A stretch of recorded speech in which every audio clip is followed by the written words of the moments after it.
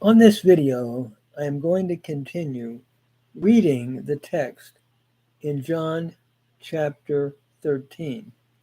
My wife and I have been reading through John, and what I'm going to do is pick it up at verse 21, reading it in Greek, phrase by phrase, with an English translation and a running commentary.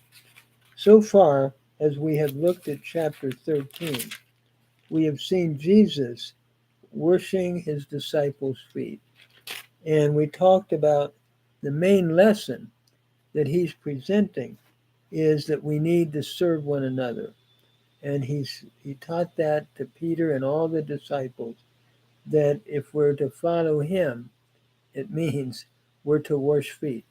Meaning, I'm taking it symbolically, meaning we're to take the role of a servant in relationship to others. This is what I believe the text is teaching. So Jesus now will foretell about his betrayal. And I'm going to read the Greek and then translate the English and do a commentary, running commentary as I go. Tau tau epon ha Jesus, atarate to pneumati, kai emarturesin kai epon. These things, when Jesus said these things, he was troubled in spirit and testified. Notice Jesus is troubled in his spirit because he's going to have to reveal the one who would betray him. And he said, Kai epen, amen, amen, lego humin, hate es ex humon paradose me. Verily, verily, or truly, truly, I say to you, that one out of you will betray me. Notice Jesus is identifying the reality of his betrayal and who would betray him. This shows that Jesus knew, having omniscience, as to who the one that would betray him was. Verse 22, Elepan eis alelus hoi mathetai aparumenoi peri tenis lege. The disciples then were looking at one another, being perplexed concerning whom he was speaking. In other words, the disciples were looking around and they were looking at each other and they were perplexed. Who could he be speaking about? In verse 23. Ein anakamenos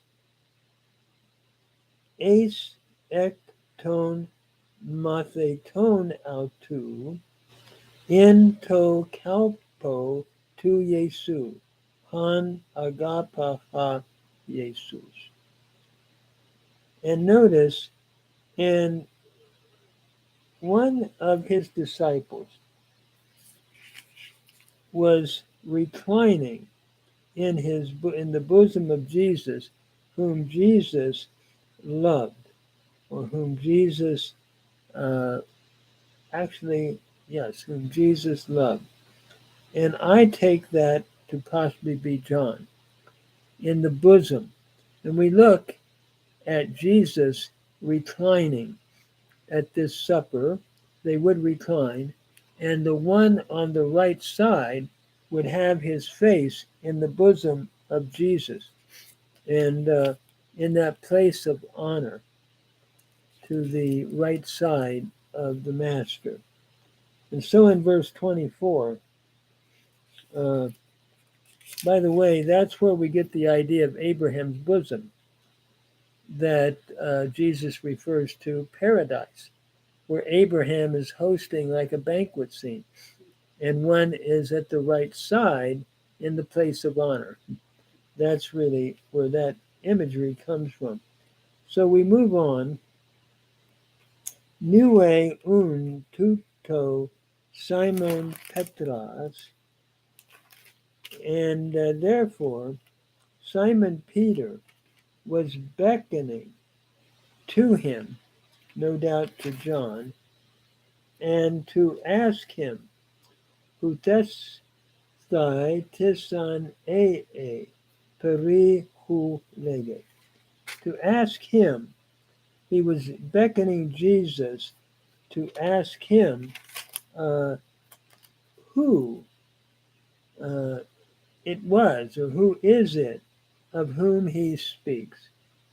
And so you can see Peter wanting to know, who is Jesus speaking of? Which means they did not know that Judas would be the betrayer. Verse 25.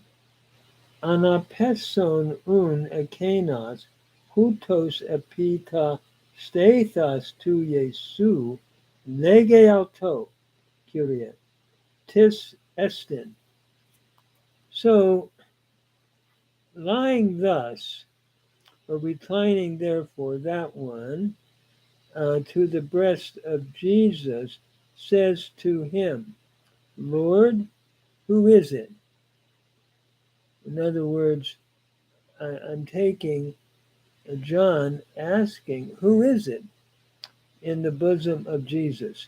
And Jesus then answers in verse 26, Apaklinata ha Jesus, akenas estin, ho echo, bapso ta psomion kaidoso auto. That is, Jesus answered, it is he of whom I give this morsel, of whom I will give it when I have dipped it. Then he dips it and gives it to Judas. Notice bapsas un ta psomion lambane kai didosin Juda Simonas Iscariotu. And that is that when he had dipped it, the morsel, he is giving it to Judas, son of Simon. To Judas, the son of Simon Iscariot. So, but I'm not sure that they still would recognize it, because he's giving that morsel to everyone at that Last Supper. And then verse 27, Kai metatap somion tota eseothen esakenan ha satanas. Then, after the morsel, then Satan entered into that one.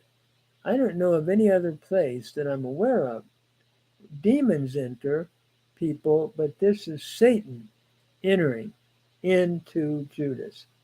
And the text is really saying Satan is the one entering into Judas and bringing about this betrayal. And so as we read on, notice it says, then Jesus said, after this had happened, Lege un auto ha Jesus, ha poiesan takion. Jesus said to him, what you do, that which you are doing, do quickly. In other words, Jesus knew what he was doing, and he said, what you do, do quickly. But the amazing thing is, no one else knew what was going on. Notice verse 28. Tuta de udes egno ton anakemenon plastiepan apen alto.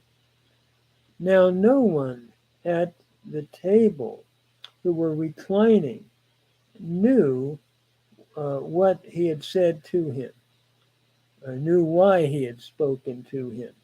In other words, no one knew. Only Jesus, and of course, the betrayer.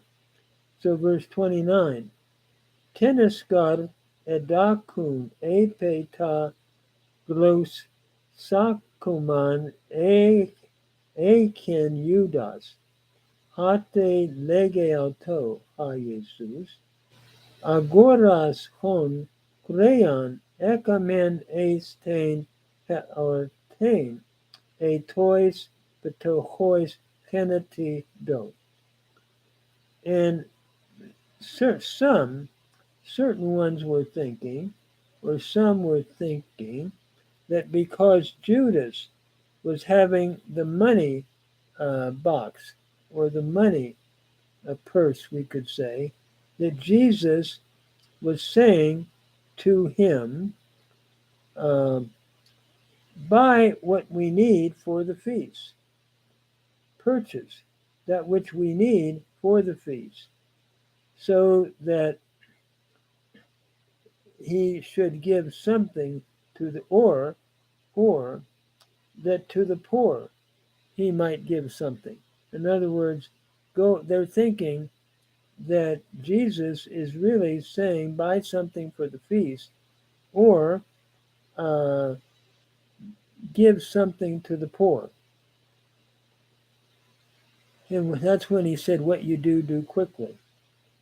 So after receiving the morsel, labon un tapsumion ekenas eseothen hiuthus ein de nous. So after he had received the morsel, that one went out immediately, and it was night. I think one of the things that John is driving home, the darkness of the night. And it's interesting, the darkness, we're told in John 1, could not overcome the light. And so John is describing this dark deed taking place at night. And it was night. And he's driving that point home. So Jesus knows the betrayer, and he is basically telling him, what you do, do quickly. And no one else suspected Judas at all. They were thinking that Jesus was just telling him, go buy something, or buy something to give to the poor. So I'm going to stop there. I'm trying to hold these no more than 10 or 12 minutes.